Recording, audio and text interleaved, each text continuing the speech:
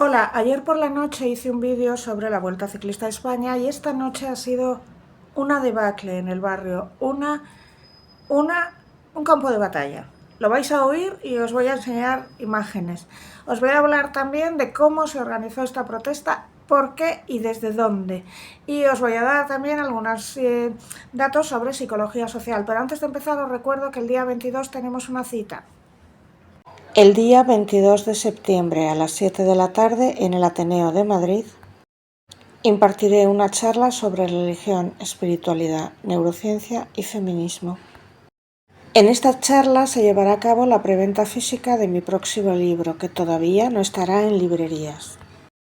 Repito que en esta charla habrá una preventa física de mi nuevo libro, que todavía no habrá llegado a tiendas, pero ya tendremos algunos ejemplares para los que vengan.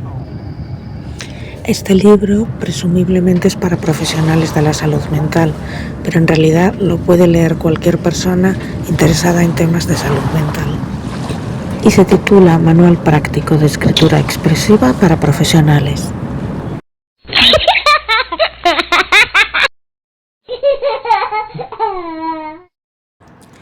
Un día más, bienvenidos a este vuestro cutre canal.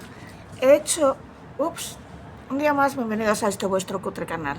Estoy haciendo en principio este vídeo en un emplazamiento distinto, a ver si oís de fondo el ruido de las sirenas.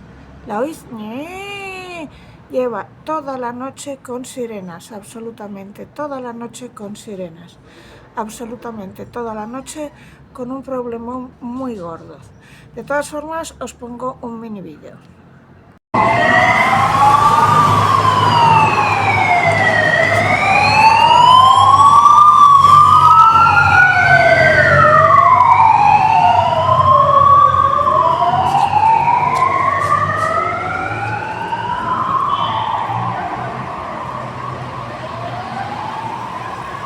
Reunidos en dos mesas, planeando lo que iban a hacer. ¿Por qué, me preguntabais, no denunciasteis? Porque lo que decían eran: tenemos que estar organizados, hay que llamar a todos los compañeros, hay que ser visibles, hay que hacerse notar, pero en principio no decían nada delictivo. Hay que hacerse notar, es una oportunidad única, tenemos que llamar a todos los compañeros. Dos, como os expliqué, desde el propio grupo cerrado de gente del PSOE que no se dieron cuenta de que yo estaba dentro, estaban enviando esto. Sí, en principio esto no es denunciable porque no llama a alterar el orden público, pero era una consigna. Y primero se estaba enviando desde grupos socialistas con gente que había dentro pagada por nuestros impuestos, y tercero, por si esto no hubiera quedado claro, sale el presidente del gobierno a alentarlo. Quiero decir varias cosas al respecto. La primera es que sabéis que hoy termina la Vuelta a España. La Vuelta a España. Nuestra vuelta. La Vuelta Ciclista a España.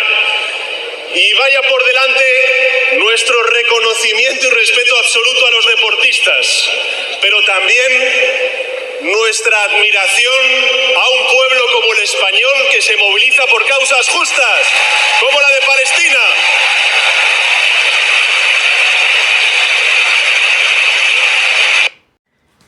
En primer lugar, no ha sido el pueblo español el que se ha movido. Yo estaba allí y había mucha más gente intentando ver la vuelta que manifestantes, que ni siquiera son manifestantes, porque una manifestación se convoca. Esto no estaba convocado ni comunicado.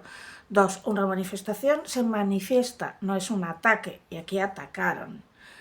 Pararon la vuelta, echaron cristales, echaron chinchetas a ciclistas que iban a 80 km/h, que podían haberse matado. Boicotearon. Esto no es una manifestación, esto es un acto violento, hay diferencias.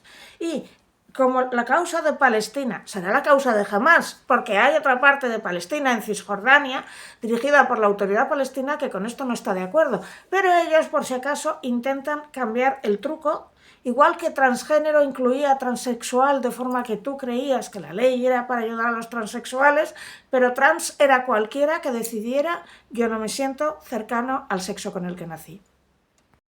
Esta es la bandera de Hamás. Los manifestantes ondean la bandera palestina olvidando que en Palestina hay dos estados, dos subestados. O no los podemos llamar estados, puesto que no hay un estado palestino, pero dos diferentes territorios, Cisjordania y Gaza. En Cisjordania está la Autoridad Palestina y en Gaza está Hamás en una dictadura desde hace 22 años. En el 2023, Egipto ofreció una salida, un corredor humanitario para que la población pudiera salir de Gaza. Hamás se negó. Hamás se ha negado a los altos el fuego. Hamás se ha negado a la tregua. Hamás se ha negado a entregar rehenes. Y lo último que ha hecho Hamás es cuando Israel ha avisado de que va a iniciar un asalto, se ha negado a evacuar a la población y ha bloqueado salidas. Sin embargo, los dirigentes de Hamás y sus familias sí han salido. Quiero que escuchéis lo que se oye de fondo, las sirenas, el ruido de fondo. Es así toda la noche, llevamos así todo el día y me voy a grabar dentro porque así es imposible. Soy perfectamente consciente de que Israel ha ocupado territorios y ha incumplido muchas resoluciones de la ONU. Pero este conflicto en particular lo inició Hamás, cuando mató a 1.300 civiles y secuestró a 300 rehenes. Rehenes que se niega a entregar. A partir de ahí se inicia una escalada de violencia en la que no puedes decir este es el bueno y este es el malo. Es Guatemala contra Guatepeor. La política expansionista de Israel no es algo que a mí me llene de ilusión, pero desde luego, si me dieran a elegir mañana, tienes que vivir en Israel o tienes que vivir en Gaza, bajo el dominio de Hamás, yo elijo Israel. Yo prefiero vivir en España. Bueno, en España tampoco, yo ahora mismo preferiría vivir en cualquier paraíso tropical, porque España tampoco es nada agradable. Mirad,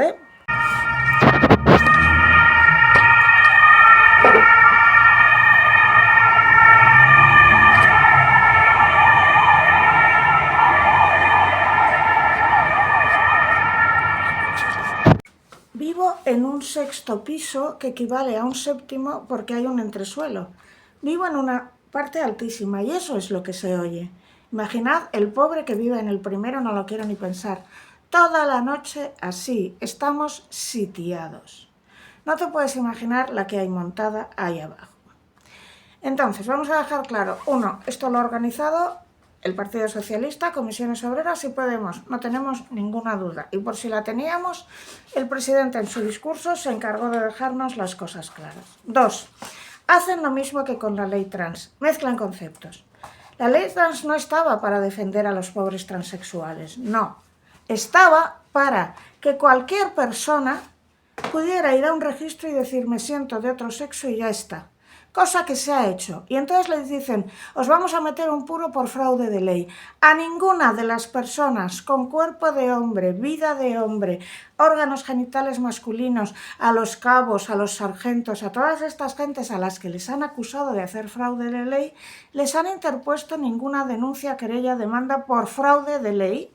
Tendría que ser denuncia, entiendo, porque es penal, porque no es posible hacerlo, ya que la ley blinda el deseo de la persona que ha dicho que se siente de un sexo distinto a aquel con el que ha nacido. Esto se hizo para crear tensión y sobre todo para meter una ley mordaza así de grande que era poder acusar a quien le diera la gana de delito de odio. ¿Vale? Pues aquí hacen lo mismo. Si en la ley trans mezclaban en un paraguas y llamaban trans a cualquiera, incluido al Cabo Pérez, a toda esa gente que habéis visto, que luego dicen es fraude de ley, y no, no es fraude de ley. Es decir, cualquiera que se levantara una mañana y dijera soy trans, era trans. Aquí mezclan conceptos y te hablan de Palestina, olvidándose que se refieren a Gaza y a Hamás. Que Hamás es un grupo terrorista que ha impuesto una dictadura en Palestina, que en Gaza desde hace 22 años, y que dentro de Gaza hay mucha población palestina atrapada ahí porque no les dejan salir, porque no abren corredores humanitarios y bloquean salidas, porque no les permiten evacuar, porque quieren a la población de escudo humano, y que vamos a ver cuántos rehenes tenían. Todavía tienen a 50 rehenes de los 251 que tomaron originalmente. Muchos de ellos fallecieron, incluyendo a bebés. De forma que esta gente cree en el no binarismo cuando se habla de sexo, pero hay que ser binario a la hora de hablar entre el conflicto entre Israel y Gaza. Hay que ser absolutamente binario. Israel es malo, Hamas es bueno. Yo tampoco creo en la política de Netanyahu, ni yo, ni un montón de gente que residen en Israel. Netanyahu no fue votado por mayoría absoluta. Netanyahu tiene una política expansionista con la que yo no estoy de acuerdo. De ahí a que yo apoye que se maten a bebés en cautiverio, por favor, va un trecho. O que se maten a 1.200 civiles, o que se lleven a 251 de rehenes, o que no se permita la evacuación de la población civil, porque ellos saben que si evacúan a la población civil, obviamente pierden el conflicto ya, porque esa es su mayor arma, tener a la población civil ahí. 1.200 muertos, 251 rehenes, varios rehenes fallecidos, incluidos estos dos niños de 4 y 9 años, cuyos cuerpos fueron devueltos a las familias y que fallecieron o fueron asesinados en el cautiverio. Según parece, fueron asfixiados con una almohada, delante de su madre. Y también hay que recordar lo que está pasando en Gaza desde hace años. Ejecuciones sumarias, sin juicio, torturas, campañas de secuestro, asesinatos extrajudiciales contra palestinos acusados de colaborar, asesinatos, no tanto asesinatos, sino latigazos y cárcel contra mujeres que se fueron a bañar en bikini a la playa o contra personas a las que les acusaran de actividades sexuales con alguien del mismo sexo o de adulterio.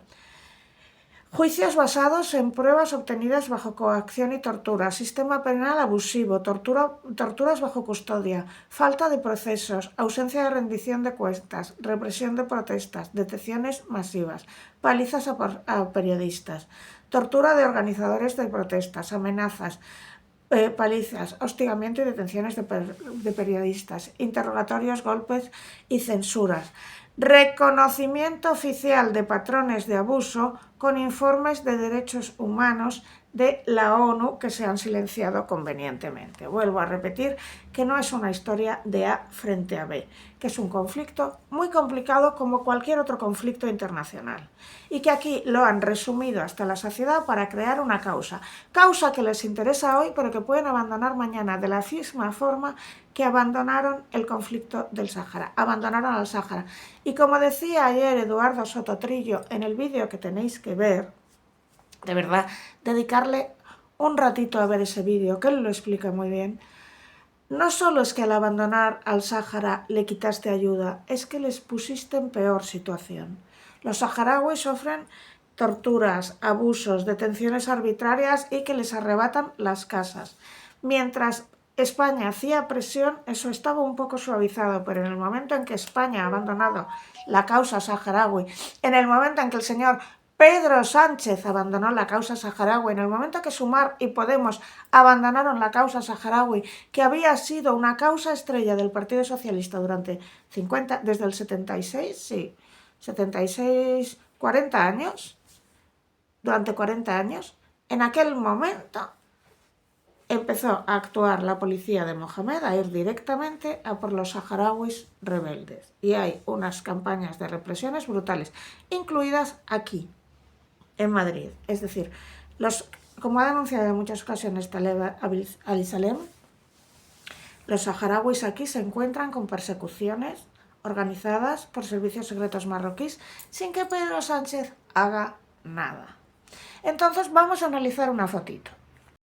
Quiero que os fijéis bien en detalles de estas fotos. Vamos a pasar al primer detalle. El primero es que Irene Montero en esta foto está mirando a cámara. Sabe que la están fotografiando y por esto hace el numerito que está haciendo. Este es su primer escolta o guardaespaldas que la está abrazando. Y esta es su segunda escolta guardaespaldas que la está cogiendo por la cintura. El primero está acercándose a ella, es el calvo, y la segunda es la chica de rizos. Es decir, que se ha ido a la manifestación con su pañuelito palestino, vestida de perra flauta y con dos guardaespaldas o escoltas que la están protegiendo.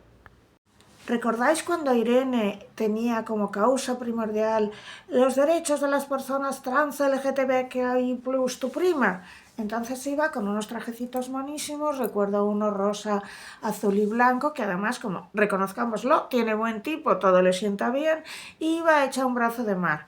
Cuando va al Parlamento Europeo, entonces va de traje de chaqueta. Pero cuando va a hacer el perroflautismo que hace, perroflautismo chungo, porque está el perroflautismo místico, este es el perroflautismo armado, el perroflautismo violento. Pues cuando va a hacer su perroflautismo, se va vestida con los jeans más raídos que tiene en el armario, una camiseta de cuando tenía 12 años y su cufilla, que ha cambiado los pañuelos rosa, azul y blanco por la cufilla. Antes en otra reencarnación también fue feminista e iba de morado, pero luego los trans les dijeron que lo del morado era lo de las feministas antiguas, así que cambió el rollo morado por el rollo rosa, azul y blanco y ahora por la cufilla. ¿Qué hay más pijo, Cayetano y perroflauta que irte a una manifestación con escoltas? ¿Podría ser estar pagando 500 euros por la escolarización de cada hijo? Podría ser, porque de eso también tendríamos que hablar, ¿eh? Lo he hablado varias veces, pero voy a explicar una cosa. Han llevado a sus hijos al colegio... ¡Censura! No sé si se puede decir, pero bueno, un momento. Han llevado a sus hijos a un colegio cuyo nombre no puedo decir y por eso he tenido que gritar censura y os habrá dado un susto tremendo a todos. Pero bueno, el colegio, para que os hagáis una idea, sirve tofu vegano, el tofu siempre es vegano, tofu en adobo entre los platillos del comedor. Tofu en adobo. El colegio es vegano. Hay notas, pero las notas no son el objetivo más importante. Se garantiza un ratio pequeño en las clases. Se centran en la educación emocional, bla, bla, bla, 500 euros por niño. ¿Por qué les llevan a ese sitio? Según Pablo Iglesias, porque sus hijos estaban sometidos a presión social. ¿Qué presión social? Si les hubieras llevado al colegio público de Galapagar, que tenías dos, la Navata o el Jacinto Benavente, ambos dos están en un... Galapagar es súper privilegiado, es uno de los sitios con la renta per cápita más alta de España. Es decir, que si alguien lleva a un colegio público a los niños allí, es por un compromiso con la educación pública. Vas a tener a gente de izquierdas en ese colegio y además estás diciendo que resulta que es que no te puede garantizar la educación pública un protocolo antiacoso, cuando los protocolos antiacoso los más férreos son en educación pública. Siempre se dice que en privado, en los colegios privados, intentan ocultarlo, pero como la educación pública da igual porque está mantenida por el gobierno, no les preocupa tanto ocultar un acoso. Y sí aplican los protocolos antiacoso. Así que no ha sido porque sus hijos estén acosados. Ha sido quizá porque son niños de necesidades educativas especiales. Si lo fuera, está yendo contra su propio discurso. Porque el discurso socialista apoyado por Podemos es que los niños con necesidades educativas especiales había que incluirlos en los colegios. Lo cual obviamente crea un problema para ese niño que necesita apoyo y estar con sus pares y para los otros niños que se ven rezagados. Bertín Osborne salió diciendo que él no quería que su hijo fuera a otro colegio que un colegio que le atendiera y le llamaron lo de siempre, facha, facha, facha, facha. Bueno, ahora resulta que al parecer Pablo Iglesias está haciendo lo mismo que hacía Bertín Osborne. Os voy a volver a poner, está volviendo a sonar un momento.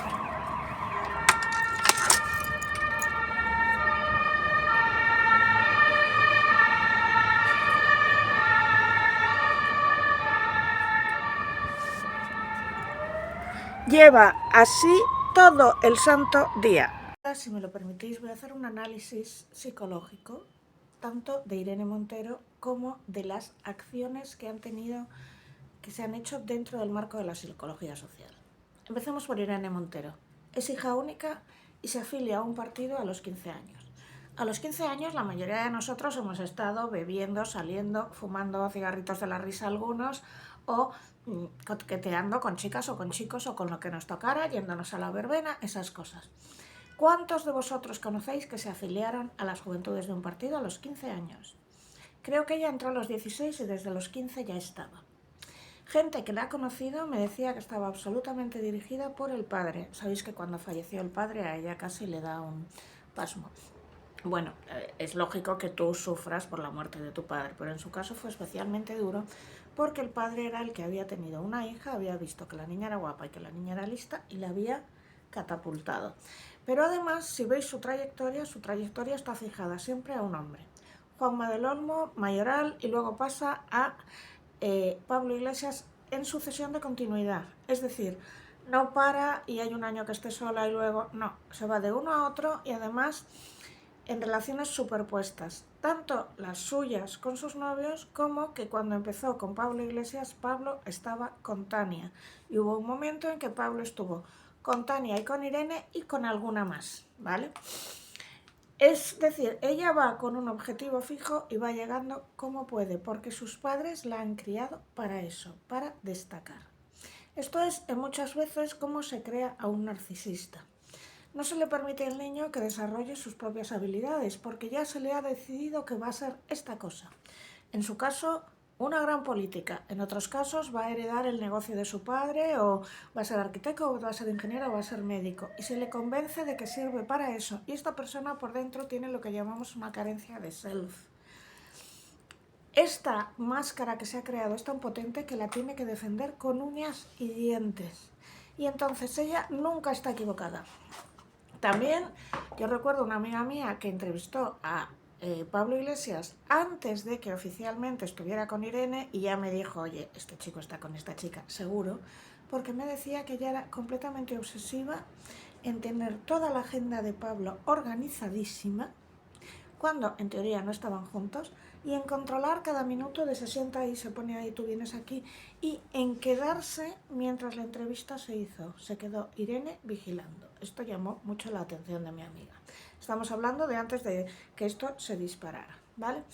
Ahora vamos a ver la maniobra de psicología social que está detrás de esto que se llaman acciones colectivas organizadas violentas. Esta acción colectiva no se hace por una reivindicación real de los trabajadores, porque una reivindicación real sería quejarse de lo del tren. Ayer volvió a haber caos en el tren. Menos mal que yo me volví el sábado, porque lo sabía, porque los domingos siempre la hay. Siempre. Hubo incendios, se pararon los trenes a Barcelona, Rodalías esta mañana estaba desbocada. Bueno, esta es la clase trabajadora que vive en la periferia de Madrid o Barcelona, que tiene que coger un tren para ir a trabajar porque ni siquiera tiene dinero para tener un coche y que se encuentra con este follón horrible. Nadie está protestando por los impuestos desaforados, porque no funciona el tren, porque no funciona la sanidad, porque no funciona el Servicio Estatal de Protección del Empleo, el SEPE, porque no funcionan las cosas básicas y porque la cesta de la compra se haya desmesurado a niveles que no habíamos visto jamás. Y habla alguien que hace la compra todos los días. Nadie está protestando porque no haya acceso a vivienda.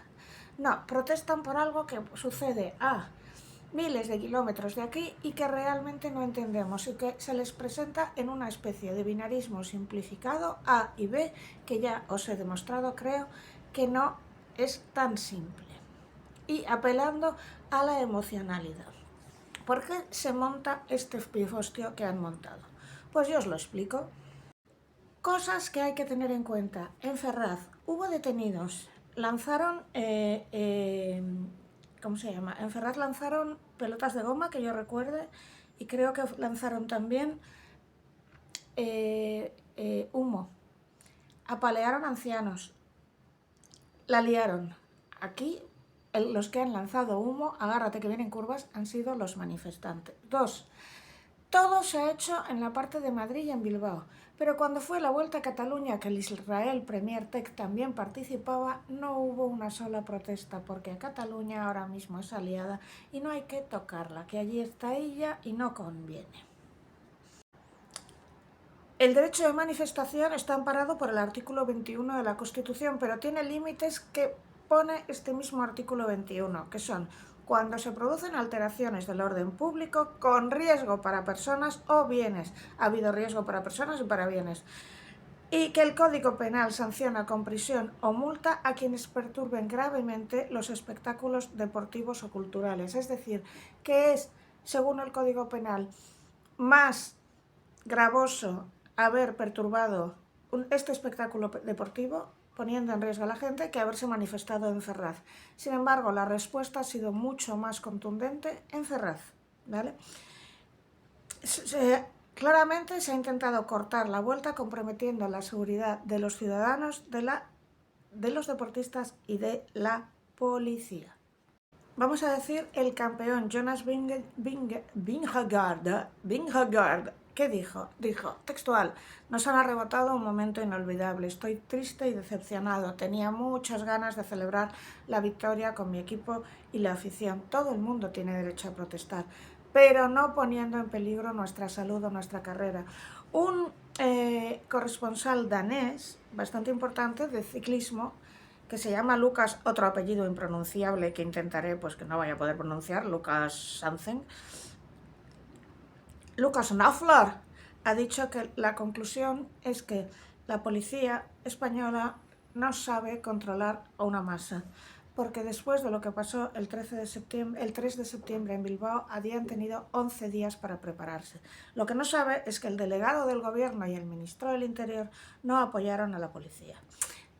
No absolutamente todos, pero varios sindicatos de policía se han quejado de que el delegado del gobierno les puso en peligro. 4 sindicatos policiales, la UFP, JUPOL, SUP y CEP, denuncian que se hizo un despliegue insuficiente y que se estaba buscando intencionadamente que no se celebrara el final de la vuelta. Ha habido 22 policías heridos y solo 2 detenidos. Qué raro, ¿no? El delegado dispuso, según estos sindicatos, un operativo insuficiente por conveniencia política. Impidió que se usara material antidisturbios, que recordemos sí se usó en Ferraz, desde el inicio de los ataques de los, y lo califican así la policía, grupos antisistema, y puso en peligro a decenas de personas que estaban en el evento. El Sindicato Unificado de Policía ha anunciado medidas legales contra el delegado, anunciando que hubo una orden para que los agentes de la unidad de antidisturbios no usaran material antidisturbios, la UIP. Lo ocurrido ayer, dice el sindicato, ha demostrado que claramente se buscaba cortar la vuelta, comprometiendo la seguridad de los deportistas, los ciudadanos y la propia policía, y todo por conveniencia política. Ha quedado demostrado de manera fehaciente que el dispositivo ha sido absolutamente insuficiente. Se nos ha atado a los policías de pies y manos. En otras condiciones, la vuelta nunca se hubiera cortado. El SUB denuncia que los agentes de la UIP llevan meses abandonado por el Ministerio del Interior. También JUPOL ha pedido que cesen al delegado y que asuma responsabilidades por el caótico dispositivo. Para colmo, el delegado del gobierno hizo una comparecencia pública el domingo por la noche y dijo que no había habido incidentes graves y no mencionó a los 22 policías heridos, más algún que otro ciclista herido. También dicen que el ministro Marlaska no ha salido públicamente, no ha salido a condenar los disturbios de ayer y a respaldar el trabajo de los policías frente a los violentos. ¿Pero qué ha dicho el de la delegación del gobierno? Pues el de la delegación del gobierno, que se llama Francisco Martín, ha dicho, abro comillas, Madrid ha enviado al mundo un inmenso mensaje de solidaridad, humanidad y empatía con el sufrimiento del pueblo palestino. ¿Y qué ha dicho el grande Marlaska? Ha dicho que la imagen que dio este domingo la sociedad española de compromiso con la paz, en las protestas en contra del genocidio de Israel en Gaza, ha sido una gran imagen y ha felicitado a los cuerpos policiales por su actuación. Recordemos que este señor, Francisco Martín, el de la delegación del gobierno, ese que no ha querido mencionar a los 22 policías, Francisco Martín Aguirre, está imputado, o más bien investigado, por su presunta malversación durante su etapa en Moncloa como superior de la asesora de la esposa de Sánchez, Begoña Gómez. Como sabéis, Begoña Gómez tenía una asistente personal que le ayudaba en sus tareas de negocios privados y sé que se intercambió, que se sepa, 230 mails con el rector de la Complutense. Tú puedes tener un asistente personal para que te ayude en protocolo y a comprar trajes, pero hasta ahí no puede ayudarte en negocios privados. Y bueno, él asegura que nunca participó en dicho nombramiento por el que se le había citado. Y dice que está tranquilo porque todo va a terminar en nada. Pero eso sí, de momento está investigado por un presunto delito de malversación por su aparente participación durante su etapa en la Secretaría General de Presidenta. de presidencia, cuando nombró él a la asesora de la esposa de Pedro Sánchez. Pero seguimos para bingo. ¿Por qué organizan este despliegue? Y ojo, ¿por qué se gastan una pasta en bots? Y han llenado Twitter de bots apoyando esto. Si vais ahora a Twitter y cogéis una aplicación en la que te dice si la cuenta es bot o no, hay varias, las podéis encontrar en internet, vais a ver que la gran mayoría de los que apoyan estas, yo no quiero llamarlo manifestaciones porque no lo son, actos violentos, son cuentas bots. ¿Por qué se han gastado todo este dinero? Pues bien, primero os voy a recordar dos experimentos. El de las líneas de Solomon. Se reúne a un montón de gente y se les pone un montón de líneas rectas y una que está torcida. Y se les dice a la gente si ven alguna línea torcida. Ahí hay 10 personas y 9 están conchavados con el investigador. Y 9 dicen, están todas rectas. El investigador pregunta, ¿seguro que no hay una que está torcida? Y le dicen, no, están todas rectas. Y entonces el que no está conchavado, el único que es normal, en lugar de decir no, esa está torcida, también dice, están todas rectas. Este experimento se replica en un montón de situaciones. Por ejemplo, se les pone a todos a hacer un test. Entonces, de repente empieza a haber humo, sale humo. Y nadie se levanta, porque todos están conchavados con el investigador. Entonces uno dice, ¿no notáis algo raro? Y todos, no, sigue haciendo el test, sigue haciendo el test. Empieza a haber humo a lo bestia y el que no está conchavado no se levanta porque sigue a la masa. Hay un investigador que se llama Irving Janis que con tiempo empezó a preguntar, y que es el que creó la teoría del pensamiento único. ¿Era Janis un momento? Pensamiento de grupo o pensamiento grupal. Entonces, ¿qué hace Irving Janis? Resulta que la invasión de la Bahía de los Cochinos fue una cagada monumental por parte del gobierno de los Estados Unidos. ¿Y por qué? Pues porque se llegaron pensando que iban a invadir Cuba y todo iba a ser un paseo. Y lo hicieron con todas las evidencias en contra. Entonces él empezó a preguntar a todos los que habían estado en esa reunión, pero muchos años después. Y les preguntaba por qué habían dicho que sí. Y fue por lo siguiente, empezaron a hablar, y el primero que habló fue el presidente, y el segundo el militar de más alto rango. Los dos se mostraron muy contundentes diciendo, hay que invadir Cuba. Y entonces todos los demás, como había hablado alguien muy importante, se limitaron a asentir. Cada uno pensaba, esto es una locura, pero veía que los demás no decían nada y tampoco decía nada. En esto se basa estas acciones colectivas organizadas, en la sumisión al grupo. El que primero se manifieste se lleva al grupo detrás, porque el grupo actúa por miedo, le sigue. Vamos a explicarlo. La izquierda europea en general, pero la neoizquierda brilli, que se ha desmarcado de la izquierda tradicional y que se parece a la izquierda tradicional como un huevo a una castaña, pues atraviesa una fase de extrema debilidad. ¿Por qué? Porque los derechos de los trabajadores no los están cumpliendo. El trabajador que tiene que vivir en Pitis o en Peñascales y venir hasta Madrid porque no puede pagarse un piso en Madrid y encima se encuentra con que el tren no funciona, el trabajador que tiene que pagar una pasta en comida porque ya el arroz está a 2 euros, el trabajador que no encuentra piso, el trabajador que si quiere que le hagan una resonancia magnética funcional, que yo estoy a la espera de una, puedo esperar 6 meses, ese trabajador ya no se los cree. Como han perdido un discurso social coherente, lo han sustituido por pactos de conveniencia y por el seguidismo de minorías ruidosas. Vamos a explicar el concepto de las minorías ruidosas. Cuando la ideología ya no convence, porque tú ya no convences a los trabajadores, se usa la acción colectiva violencia, el grito o la amenaza. Es esto que decía Zapatero de no os conviene, que haya tensión. Y la violencia se acaba convirtiendo en un arma de propaganda y en un pegamento social en sociedades que están acostumbradas a la sumisión. La nuestra es una porque hubo 30 años de dictadura, 40 de dictadura franquista y 30 de partido único en Andalucía. Entonces, primero, ¿qué se hace? Se condiciona el desarrollo de la carrera durante toda la carrera y luego se crea una acción absolutamente organizada desde el propio poder para parar el último tramo de la carrera. Entonces, continuos guiños del poder a los organizadores del boicot y a los organizadores de las protestas, que yo no les llamo protestas. Protestar es una cosa, boicotear una carrera es un acto violento. No se trata de una mayoría social indignada, porque la mayoría estaba viendo la carrera tranquilamente. Fue una minoría la que la lió parda. Esto es lo que van a hacer con Eurovisión. Llega Eurovisión y entonces la liaron tan pardísima el año pasado que el propio comité quiere que Israel no vaya porque tienen miedo. Pero en realidad Israel recibió votos de todo el mundo, es decir, el espectador eurovisivo medio no está contra Israel, es una minoría, pero la montan muy fuerte y la lían mucho y toman las redes sociales para que parezca una mayoría.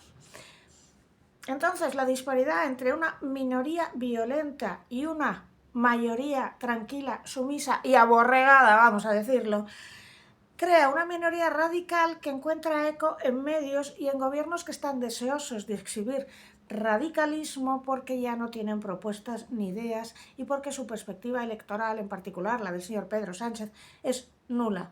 El patrón es minorías que intimidan y gobiernos que las protegen. Y la violencia se convierte en un recurso electoral que se usa cuando peores son las perspectivas electorales. Como no hay una propuesta económica ni social atractiva, entonces se recurre al famoso nos conviene que haya tensión, para una confrontación que movilice a los que le quedan y así distraiga del vacío, de la corrupción y la ruina.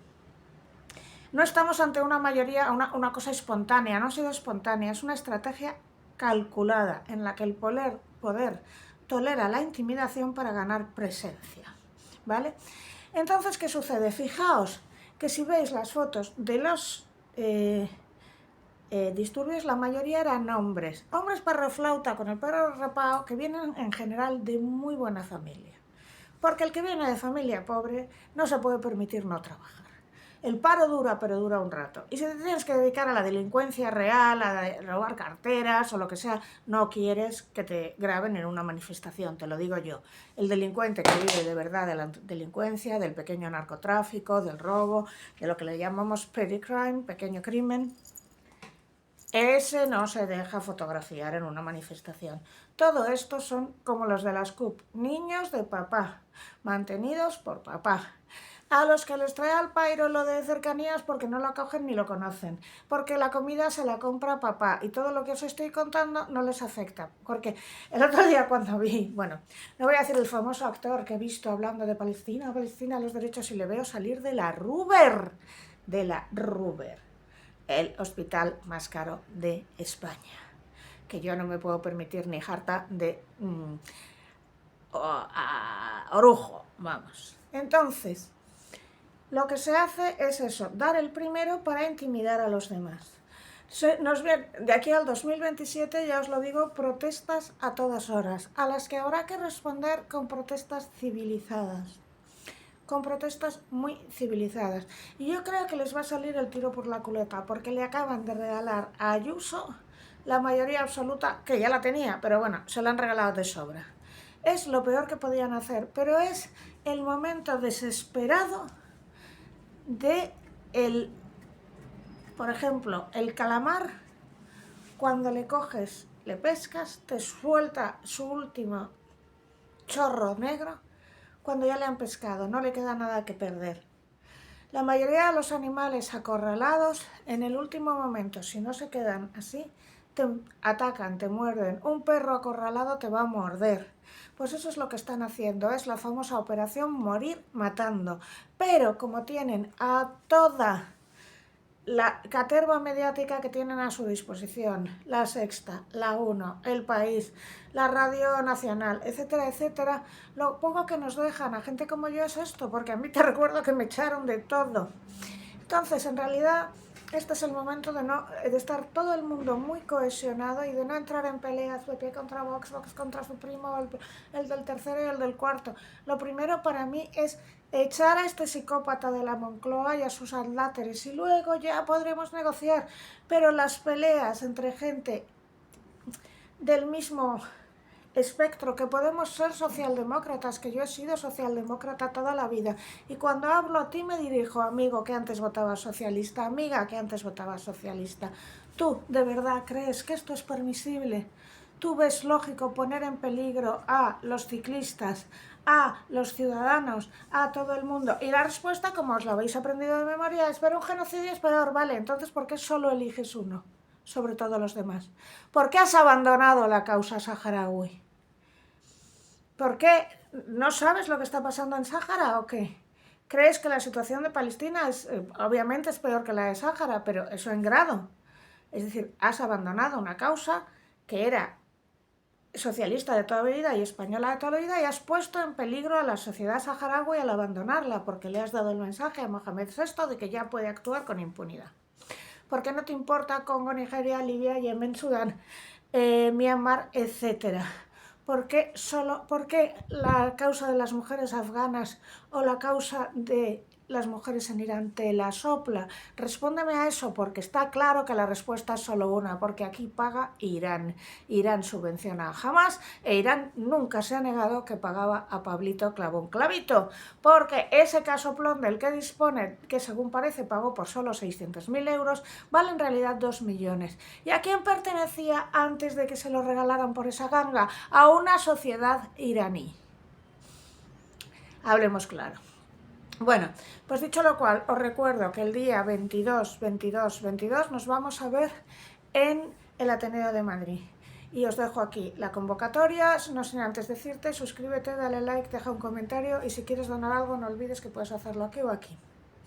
El día 22 de septiembre a las 7 de la tarde en el Ateneo de Madrid impartiré una charla sobre religión, espiritualidad, neurociencia y feminismo.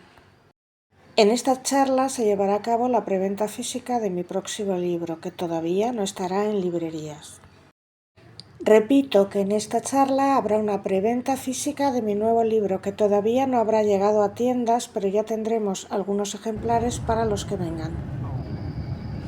Este libro presumiblemente es para profesionales de la salud mental, pero en realidad lo puede leer cualquier persona interesada en temas de salud mental. Y se titula Manual práctico de escritura expresiva para profesionales.